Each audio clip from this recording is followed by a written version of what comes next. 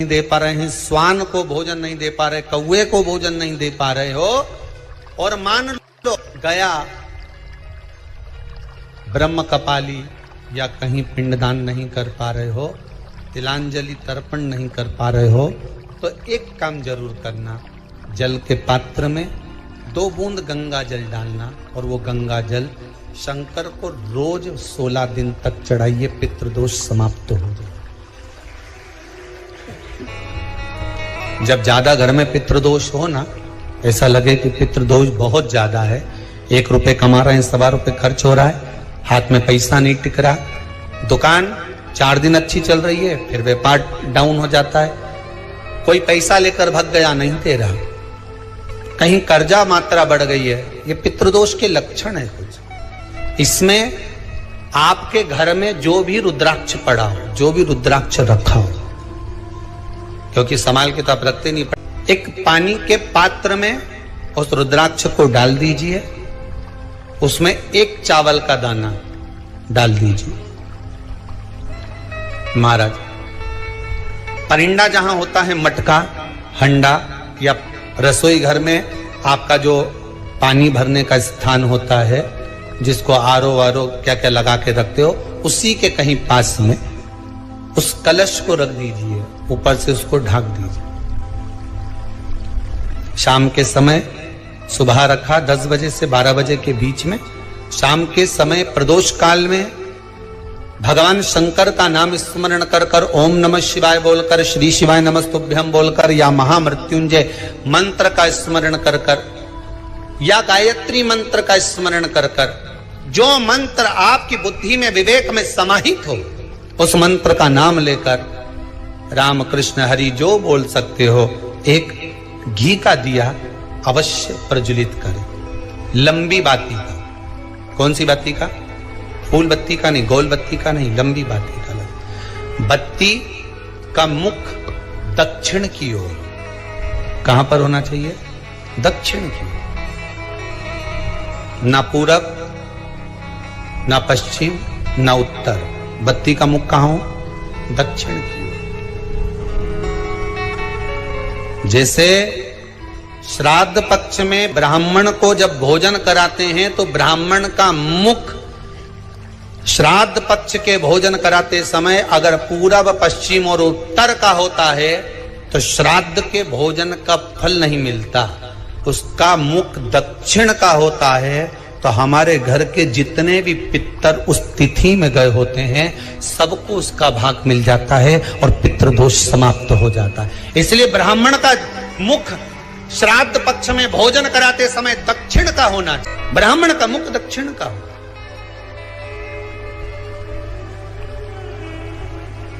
यहां तक शास्त्र कहता है, महाराज अगर गौ माता को श्राद्ध पक्ष में अगर भोजन दे रहे हो तो गाय का मुख अगर दक्षिण का है, गाय का, आपका मुख भले उत्तर का हो, गाय का मुख दक्षिण का हो, आपका मुख भले पूरा पश्चिम नहीं का, गाय का मुख अगर दक्षिण में है, अगर आपने दक्षिण में गाय को खड़ी कर रखा है और दक्षिण में उसका मुख और आप भोजन दे रहे हो, तो शास्त्र कहता है कि किसी पिंड की जरूरत नहीं पड़ती, गाय स्वतः कल्याण कर देती है, गौ माता स्वतः कल्याण कर,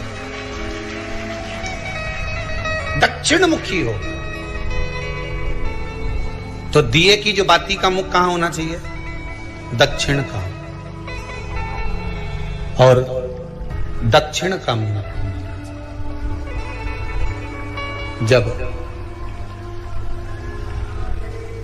जब दक्षिण का मुख हो, दक्षिण की ओर बाती हो महाराज, तब दक्षिण की बाती जलाने के बाद में भगवान से वहीं पर प्रार्थना करें, जो कलश रखा है उसके ऊपर जो प्लेट रखी है, ढका गया है, वहां अपना सीधा हाथ रखें और अपने पूर्वजों का, अपने पितरों का स्मरण करें कि मेरे धन को लेकर कोई चले गया, मेरा व्यापार ऐसा चल रहा है, मेरा घर में बच्चों का विवाह नहीं हो रहा है, या घर में इतनी अशांति है, या तकलीफ है, या कष्ट है, ये सब का स्मरण कर कर उस कलश को रात्रि भर रखे रहने दें।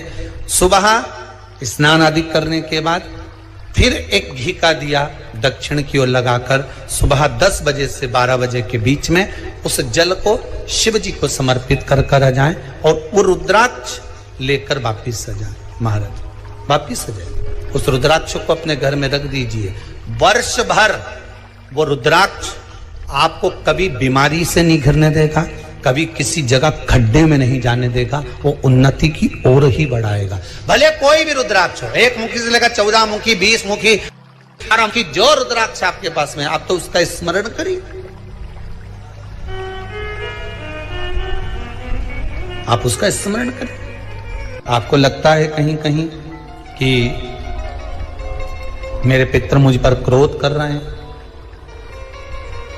आपको कभी कभी लगे कि मेरे ऊपर पितृ दोष लगा हुआ है या पितरों का श्राप लगा हुआ है, या हमारे यहाँ पर लोग अधोगति में ज्यादा मर जाते हैं, हमारे यहाँ ये काम ज्यादा हो जाता है, तो निवेदन है, श्राद्ध पक्ष चल रहा है, प्रयास करिएगा। एक चावल की कटोरी में, कटोरी के अंदर थोड़ा सा चावल रख लीजिए कच्चा, उस चावल की कटोरी में एक बेलपत्र बांध कर पानी का मटका, परिंदा या जहां अपना रसोई घर में जल रखते हो, उस कटोरी को वहां पर 2 दिन 3 दिन तक रख दो। वैसे तो 16 दिन रखो ज्यादा अच्छा था, पर जो दिन अपने को मालूम है 2-3 दिन उसको रख दीजिए। घी का दिया लगाइए। 3 दिन के बाद में उस दुर्वा को, उस बेलपत्र को शिव बाबा को समर्पित कर दो। चावल पूरे घर में घुमाने के बाद चिड़िया को या नदी में या किसी जीव को प्रदान कर दो। महाराज, पितृदोष कारण का सुंदर तरीका। कल आपको वो काम नहीं हो रहा है, बहुत दिनों से आप प्रयास कर रहे हो और काम अटका पड़ा हुआ है, तो प्रयास करना। जल के पात्र में थोड़ा सा शहद, गंगा जल उसमें डालकर, ये जो श्राद्ध पक्ष चल रहा है, जिस समय पर, जिस श्राद्ध पक्ष के अंतर्गत, श्राद्ध पक्ष में एक पात्र में जल लेकर उसमें थोड़ा सा शहद, गंगा जल डालकर भगवान शंकर को कुंदकेश्वर महादेव के नाम से, कौन से महादेव? कुंदकेश्वर, क्योंकि विदल और उत्पल, इन दोनों असुरों ने, राक्षसों ने जब बहुत उपद्रव मचाया, ठीक, जब बहुत उपद्रव मचाया, तब माता जगतजननी के कहने पर कुंदुक का प्रहार कर कर इन दोनों राक्षसों का संहार करा, तो शिव जी का नाम कुंदकेश्वर पड़ गया। क्या नाम पड़ा था? कुंदकेश्वर। कहते हैं बहुत बांधाओं में जब व्यक्ति पड़ जाता है, बहुत बांधाओं में जब व्यक्ति चला जाता है, कुछ ना कुछ समस्याओं में जब व्यक्ति फंसा रहता है, पड़ा रहता है, तो कुंदकेश्वर महादेव का स्मरण करना चाहिए। एक प्रयास और करना, प्रैक्टिकल करने में क्या जाता। दुकान पर ग्राहक नहीं आ रहे ना, आधा घंटा हो गया कोई ग्राहक नजर नहीं आया, फालतू बैठे हो ना दुकान पर, जब ग्राहक नहीं आता तो फिर ही हो। तो एक काम करो, कोई भी जरा सा हाथ में पानी लेकर कुंदकेश्वर महादेव के नाम से 51 बार, 21 बार बोलकर, 11 बार बोलकर वो पानी को दरवाजे पे छीट दो। आधा घंटा, ज्यादा से ज्यादा 20 मिनट, आधा घंटा 30 मिनट नहीं लगेंगे और ग्राहक प्रवेश करना प्रारंभ करें। प्रैक्टिकल करने में क्या जाए। अब ई में कहीं घटा तुम्हारा कि पानी घट गया, कि बोलने से, कुंदकेश्वर महादेव का नाम लेने से जीवान घट गई, कुछ घटा? फायदा तो तुम्हारा ही हुआ। कुंदकेश्वर का नाम, कोई काम अटक रहा है, शहद जल के पात्र में डालिए और थोड़ा सा गंगा जल डालकर इसी श्राद्ध पक्ष में किसी भी दिन जब तुम्हारा मन पड़े तब शंकर जी को समर्पित कर, और साथ में 1 लोटा पानी, 1 कलश जल का अलग से लेकर जाओ। जब शहद का जल शंकर जी को समर्पित कर दो, उसके बाद सादा जल शंकर जी को अवश्य समर्पित करके। शहद का जल बांधाओं को हर लेता है, बांधा को हरता है। हम तो कई बार बच्चों से कहते हैं, अगर कोई बच्चा कंपटीशन एग्जाम में बैठ रहा है, इंटरव्यू दे रहा है, या कोई एग्जाम में नहीं निकल रहा है, तो प्रयास करना बेलपत्री का जो बीच वाला पत्ता होता है, इस पत्ते पर शहद लगाकर हथेली में रखकर अंगूठे से इसको इस तरह से दबाकर शिव जी के कुंदकेश्वर महादेव का नाम लेकर अपनी मनोकामना कर कर शंकर भगवान का जो शिवलिंग है, उस शिवलिंग पर इस बेलपत्री के पत्ते को चिपका कर आ जा और एग्जाम देने जा। बाबा निपटेगा सब काम कर। जिस बालक बालिका का जॉब नहीं लग रहा हो, सर्विस नहीं लग रही हो, नौकरी नहीं लग रही हो, जगह जगह पहले करते थे जॉब, अब छूट गई, 2 साल हो गए, 3 साल हो गए, सर्विस नहीं लग रही हो, बहुत प्रयास कर लिया हो, बहुत प्रयास, तो महाराज काली तिल्ली को पीस कर उसको जल के पात्र में डालकर अपने घर के मटा परिंडा पितरों का जो स्थान होता है, जलाशय होता है, उसके पास में एक पात्र में रख दीजिए।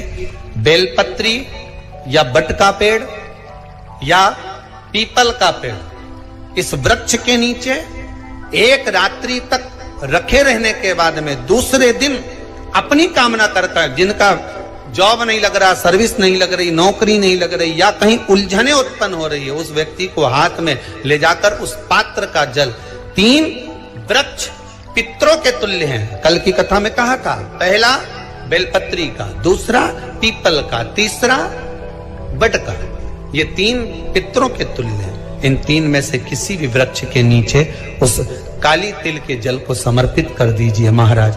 बाबा चाहेगा, भोलेनाथ जी चाहेगा तो 3 महीने में कहीं ना कहीं योग बना ही देगा। ये बाबा पर विश्वास रखो, शंकर भगवान पर भरोसा विश्वास रखकर आप कार्य करेंगे, क्यों ना हो।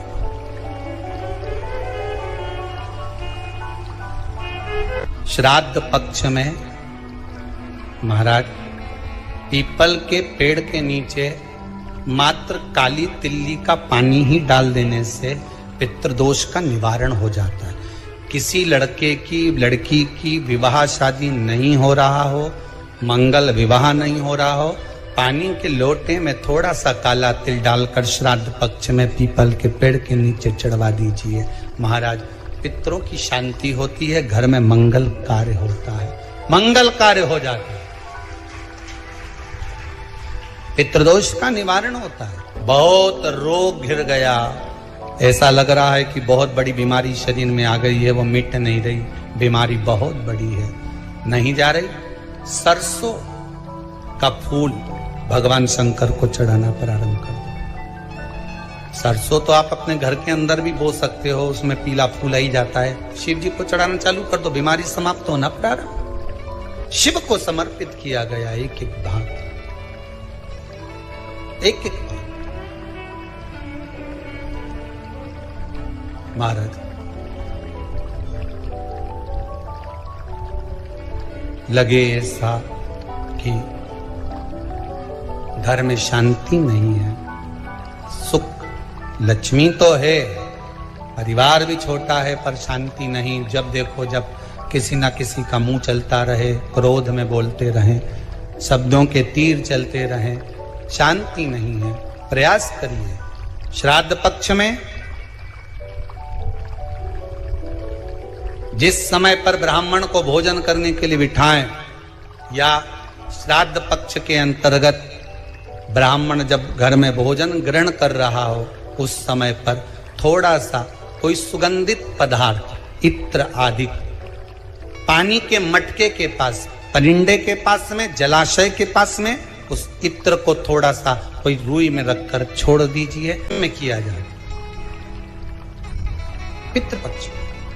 और एक बात और अच्छे से ध्यान रखिएगा, आप ब्राह्मण को भोजन कराएं ना कराएं, आपने धूप छोड़ी ना छोड़ी वो पता नहीं, गाय को रोटी दी ना दी, श्वान को भोजन दिया ना दिया, कौवे को भोजन दिया ना दिया, चलेगा।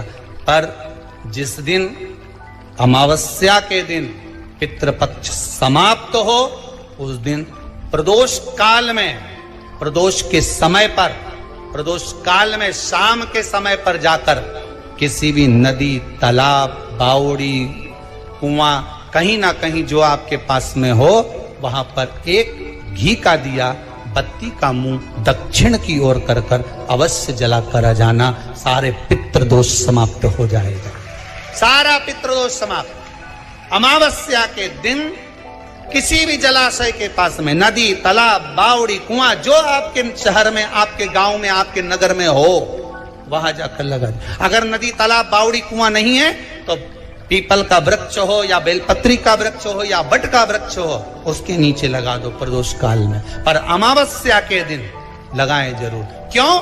क्योंकि अमावस्या 16 दिन तक पितृ मृत्यु लोक में आने के बाद में भोजन ग्रहण करते हैं। अमावस्या के दिन पितृ शाम के समय प्रदोष काल में शंकर भगवान का नाम जाप कर कर नदी, तालाब, बावड़ी पर पानी पीने जाते हैं। वहां से जल का आचमन कर कर पितृ अपने लोक को चले जाते हैं प्रदोष काल के समय पर। इसलिए प्रदोष काल में जलाशय के पास में, बावड़ी, कुआं, नदी, तालाब के किनारे पर दिया लगाया जाता है दक्षिण की ओर मुख कर कर बत्ती का। तो पितृ आशीर्वाद देते हुए जाते हैं कि फलो फूलो, आगे बढ़ो, उन्नति करो, तरक्की करो। ये पितरों का आशीर्वाद रहता है, पितरों का वर रहता है। आप देंगे उसको मिलेगा, कुछ करा ना करा। फिर अमावस्या के दिन, जिस दिन पितृपक्ष समाप्त हो, उस दिन दिया दक्षिण की ओर बाती का मुख कर कर लो। महाराज एक बात बहुत अच्छे से समझ लीजिए, जिसके घर में क्लेश होता हो, अशांति रहती हो, क्लेश रहता हो, या छोटी छोटी बात पर विवाद चालू हो जाता हो, या पति पत्नी में, परिवार में, सास बहू आदि कादिक में कहीं ना कहीं कुछ अगर विवाद रहता हो, तो शास्त्र कहता है ऐसा बेलपत्री की डंडी रहती है ना, बहुत ध्यान दीजिएगा महाराज। श्राद्ध पक्ष की कथा चल रही है, शिव महापुराण आज विराम की ओर है, ध्यान दीजिएगा। जैसे ये बेलपत्री की जो डंडी होती है, डंडी का जो भाग होता है बेलपत्री की, ऐसा बेलपत्री की 7 भाग ले लो, मतलब बेलपत्री 7 ले लीजिए। 7 बेलपत्र लेकर कच्चा जो सूत होता है ना, कच्चा सूत जो जानते हो पेड़ पौधे में माताएं लपेटती हैं, धागा जो होता है ना सफेद कलर का कच्चा धागा, जो बड़ में, पीपल में और आंवला आदि में लपेटा जाता है,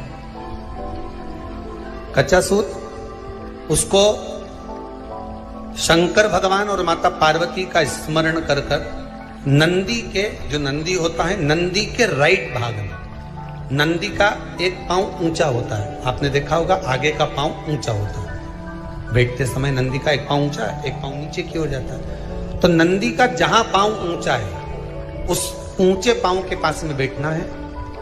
कच्चे सूत पर उस बेलपत्री के जो 7 गुच्छ हैं, 7 जो बेलपत्री के भाग हैं, 7 बेलपत्री हैं, उसको अपना नाम गोत्र स्मरण कर कर उस कच्चे सूत को लपेटना है। महाराज लाल कलर का चंदन उस बेलपत्री के पत्ते में जो अग्रभाग होता है, सबसे आगे का भाग, 7 में लाल चंदन लगाना है। महाराज उस चंदन को लगाकर आप प्रदोष के दिन, प्रदोष काल में शंकर भगवान को समर्पित अगर करते हैं, तो जिस घर का गोत्र बोला है उस घर में कभी क्लेश नहीं हो सकता, वो शांति का अनुभव है, उसमें क्लेश नहीं हो सकता। एक धागा होता है पक्का धागा, एक धागा होता है कच्चा धागा। बहुत ध्यान दीजिएगा महाराज, पक्के धागे से नहीं लपेटना सफेद, कच्चा जो धागा पीपल में, बड़ में या आंवला आदि में जो हम लोग लपेटते हैं पूजन करते समय, वो कच्चा धागा। और एक बात और आपको कहने,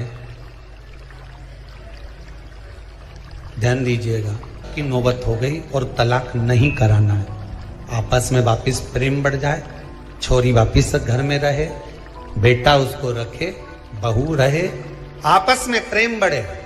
वो भले मायके चली गई हो, वो भले लड़का छोड़कर चले गया हो, अकेली रह रही हो और चाहती है कि मैं पति के साथ रहना है, तलाक नहीं होना चाहिए। हम दोनों में प्रेम रहे, वो संभाले मेरे को भी और मैं भी आदर करूं, वो भी आदर करे।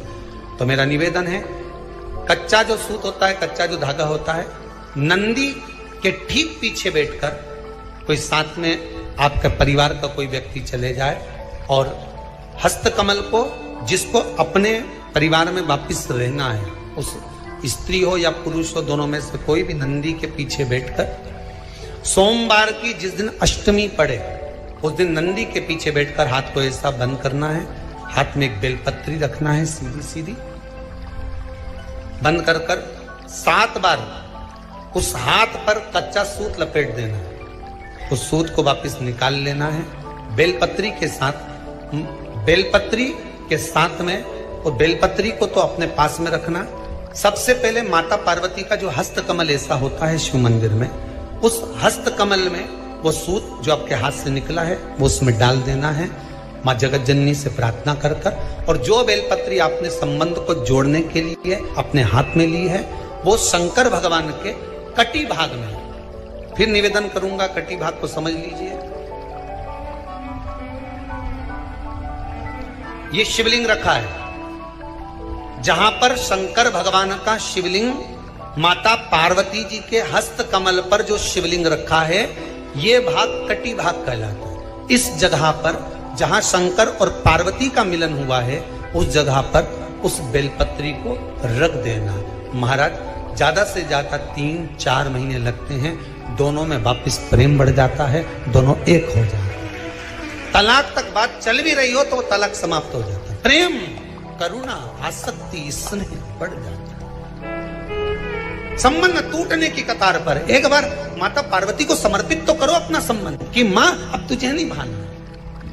माना मैंने अपशब्द कह दिया होगा, माना मेरी गलती होगी, थोड़ी गलती उनकी भी होगी, पर दोनों की गलती है माँ, अब इस संबंध को तुझे निभाना। जब कच्चा सूत माता के हाथ में रखो तब माता को विनती करना, इस संबंध की डोरी अब तेरे को दे दी। दीन बंधु दीनानाथ मेरी डोरी तेरे, अब यह डोरी मैंने तुमको दे दी, अब यह संबंध आपको निभाना है।